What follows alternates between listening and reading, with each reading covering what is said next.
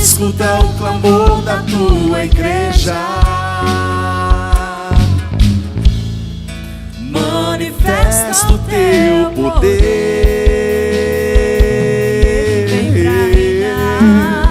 Vem pra reinar. Tu és o Senhor deste lugar. Amém. Podemos nos sentar um instante. Paulo, nessa carta a Timóteo, ele vai dizer: esta é a causa pela qual estou sofrendo, mas não me envergonho, pois eu sei em quem eu coloquei a minha fé. Paulo vai dizer que ele sofre pelo Evangelho. Paulo está preso, sofrendo porque pregou Jesus Cristo, sofrendo porque teve aquela experiência sobrenatural com Jesus Cristo, e de perseguidor ele passou a ser uma das grandes colunas da igreja, um grande impulsionador. E ele não parou de pregar o Evangelho até quando foi preso. E ele vai dizer isso para Timóteo: eu oro por ti dia e noite. Por quem você tem orado dia e noite? A importância da oração, a importância da intercessão. E ele vai afirmar e vai continuar: e eu peço a Deus que reavivai a chama do dom de Deus na sua vida. É isso que nós temos que pedir todos os dias. Todos os dias. O tema de Pentecoste desse ano foi o quê? Foi dizendo: no mundo tereis aflições, para que vós tenha coragem, sabeis que no mundo tereis aflições, mas coragem, eu venci o mundo. E meus irmãos, para que a gente consiga ter essa coragem, para que a gente consiga vencer o mundo, para que a gente enfrente essas aflições que vêm dioturnamente na nossa vida, é preciso pedir também dioturnamente na nossa vida: Senhor, reanimai, Senhor, reavivai a chama do fogo do Teu Espírito Santo na minha vida, Senhor, porque, Senhor Jesus, eu sei que Tu pode todas as coisas. O próprio Jesus vai dizer: Deus não é um Deus dos mortos, mas é dos vivos. E sendo um Deus dos vivos, Ele ressuscita até os que estão mortos. E se Deus pode ressuscitar mortos, Deus pode transformar situações, Deus pode mudar histórias. E nós temos que confiar como Paulo confiou. E nós temos que acreditar como Paulo acreditou, aonde ele vai mesmo preso, sabendo que aquelas correntes, sabendo que a prisão não podia parar a sua mente, não podia parar a sua oração, e muito menos não podia parar a sua fé. E ele vai afirmar: eu sei em quem eu coloquei a minha fé, eu sei em quem eu coloquei a minha confiança. E isso é preciso estar bem entendido dentro de nós, porque quanto mais você se aproxima do Senhor, quanto mais você busca as coisas do alto, mais as coisas de baixo querem te sugar, mais os poderes infernais maquinam contra a tua vida, contra os teus projetos, para te afastar do céu, para te afastar de Deus. E nós precisamos ter esse entendimento e essa mentalidade, para não deixar que as dificuldades que vêm sobre a nossa vida, em fases diferentes da nossa vida, em momentos diferentes, em realidades diferentes, não deixar que isso abale a nossa fé, não deixar que isso diminua a nossa fé, não deixar que isso nos faça ficar frios, que isso faça ficar-nos mornos, mas não, ao contrário, alimentar ainda mais essa chama da esperança em Deus, alimentar ainda mais essa chama, essa fé, essa certeza que tudo nessa vida aqui é passageiro, essa certeza que o Senhor está comigo e que eu nada temo, porque eu não estou sozinho, você não está está sozinho. Tem até uma música que dizia: o céu inteiro está orando por ti. Se precisar, nós estamos aqui. Mas é preciso, meu irmão, que além de tudo, além de eu ter fé, eu possa também orar. Eu possa interceder pelos outros.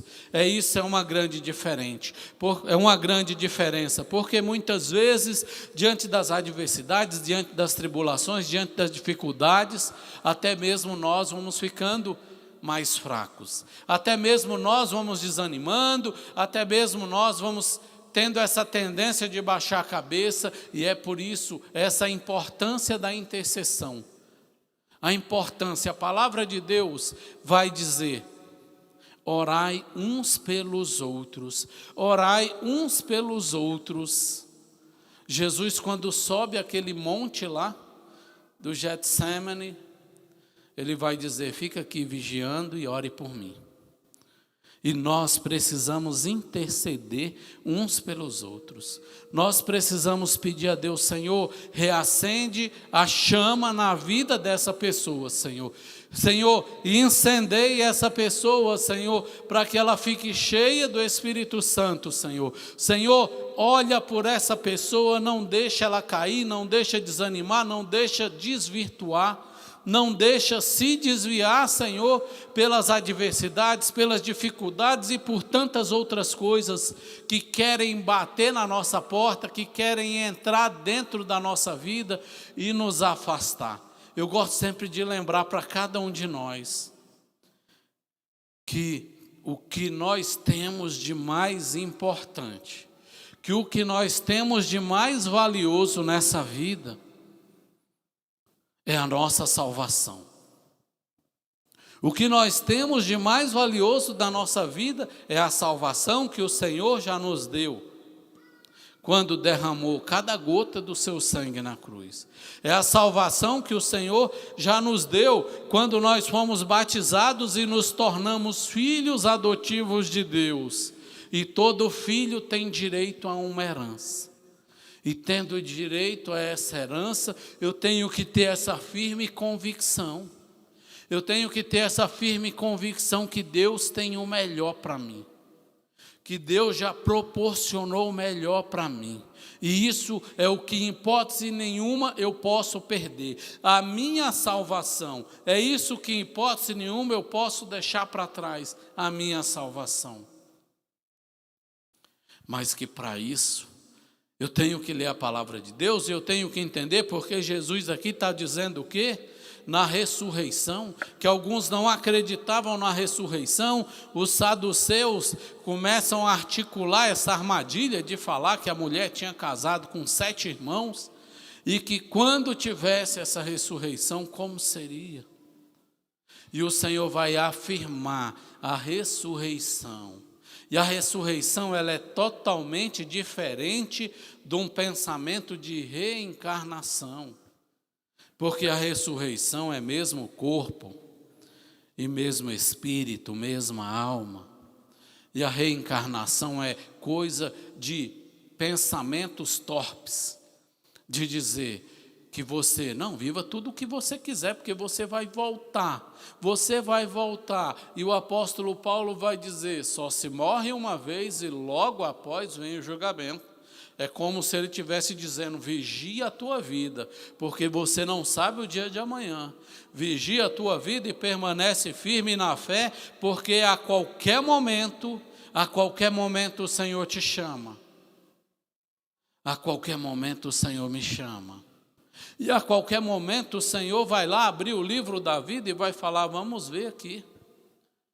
Vamos ver aqui o teu juízo particular. Comece falando aí das coisas boas que você fez.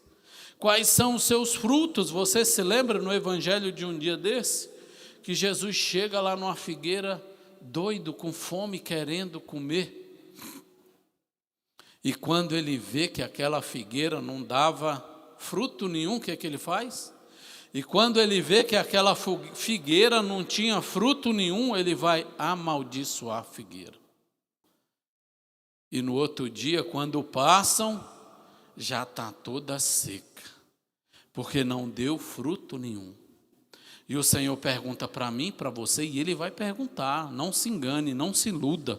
Não pensa que você vai voltar aqui como um cachorro, como um elefante. Não. Como um rei ou uma rainha, sei lá, não. Você não vai voltar, não.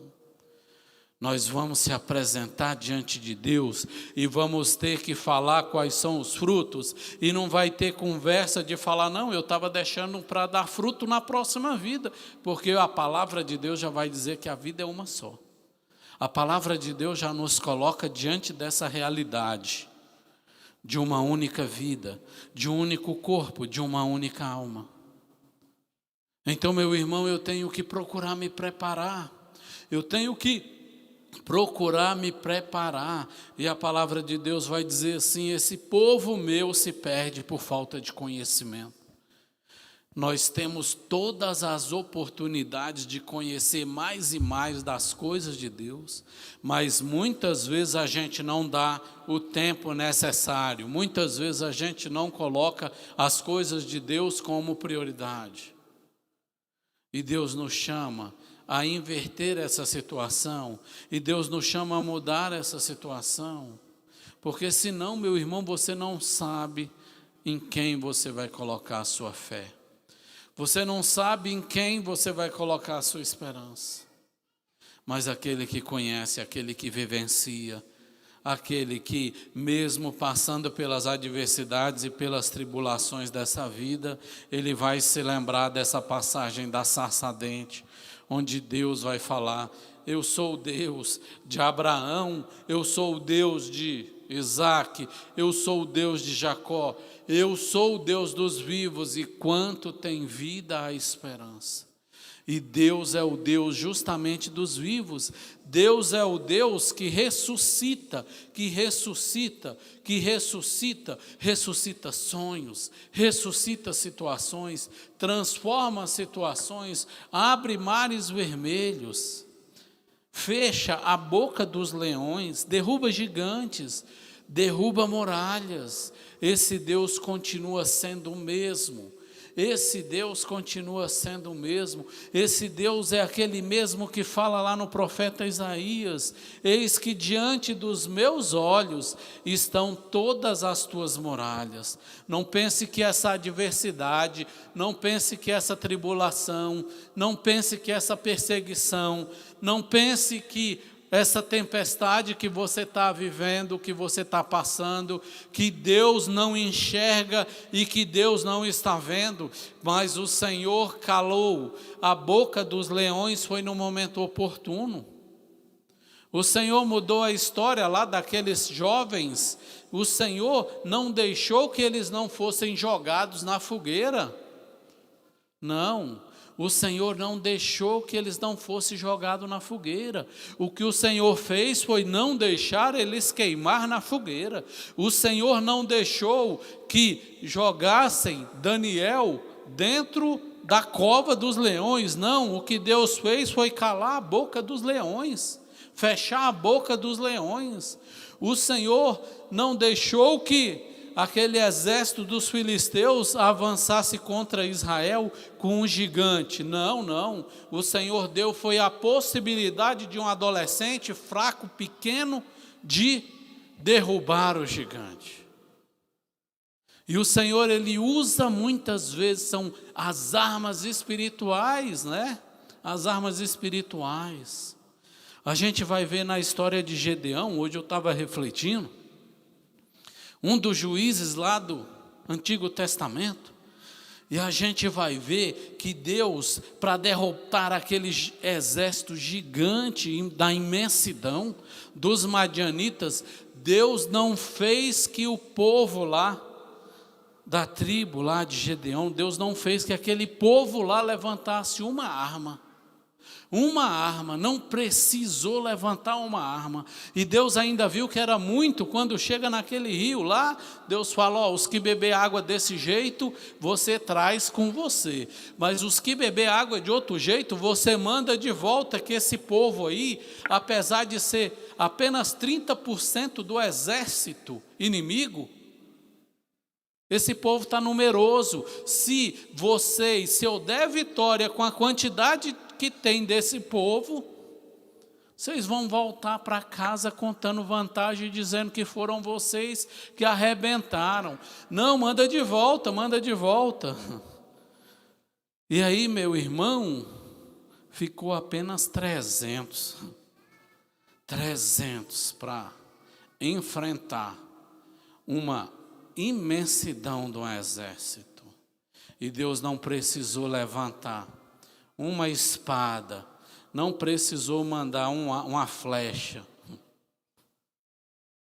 porque Deus age no mundo espiritual.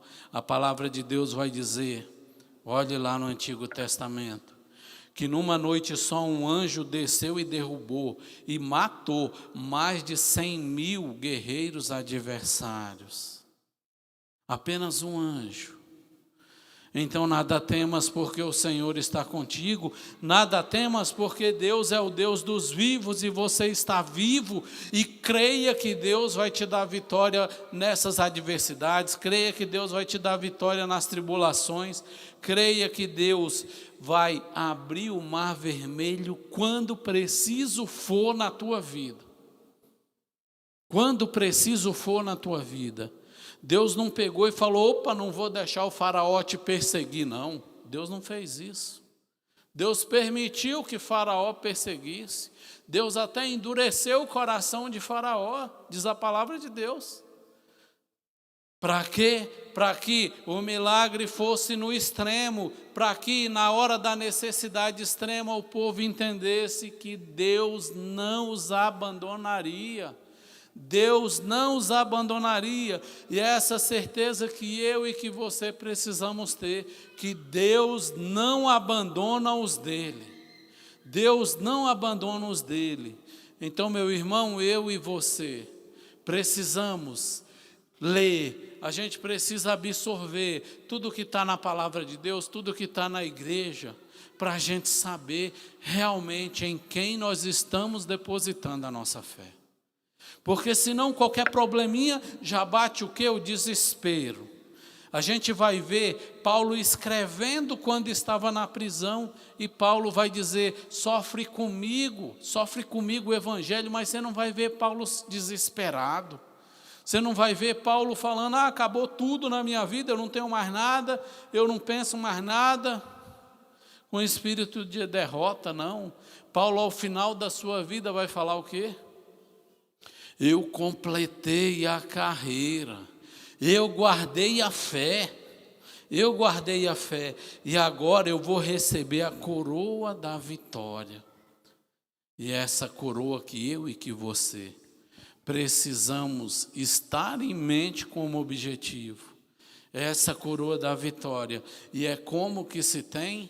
É completando a carreira, é não deixando a igreja, é não deixando Jesus Cristo, é não ficando pelo meio do caminho. Você não acaba uma maratona se você parar. E essa nossa vida muitas vezes é uma grande maratona. Essa nossa vida muitas vezes tem obstáculos que são maiores do que nós, mas que são infinitamente menores do que Deus.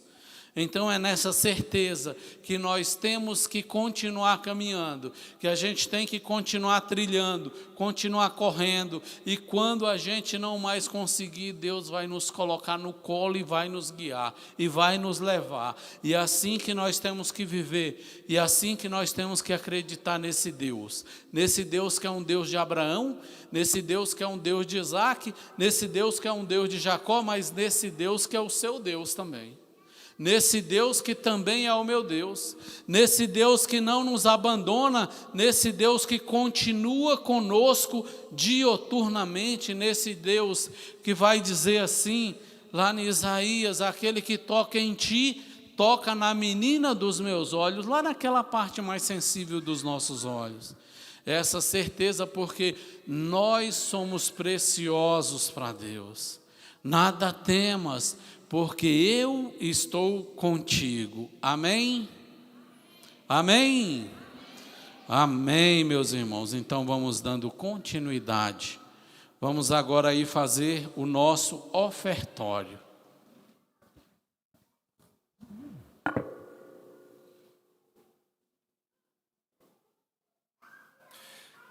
Você que está conosco aqui hoje no Centro de Evangelização, faça sua oferta. Os irmãos vão passar por você com a maquininha de cartão. Se você quiser levantar a sua mão, levante a sua mão. Se você puder também nos ajudar pelo Pix, está aparecendo aí na tela as contas e a chave Pix. Também aparecerá o nosso QR Code. Você que nos acompanha de casa, nos ajude, porque a nossa missão não para. E essa obra de evangelização precisa muito da sua ajuda. Desde já que Deus te abençoe, e vamos também ofertando, colocando no altar do Senhor a nossa vida, a nossa família. Meu coração, porque tu me deste o existir, porque tu me deste o carinho, me deste o amor.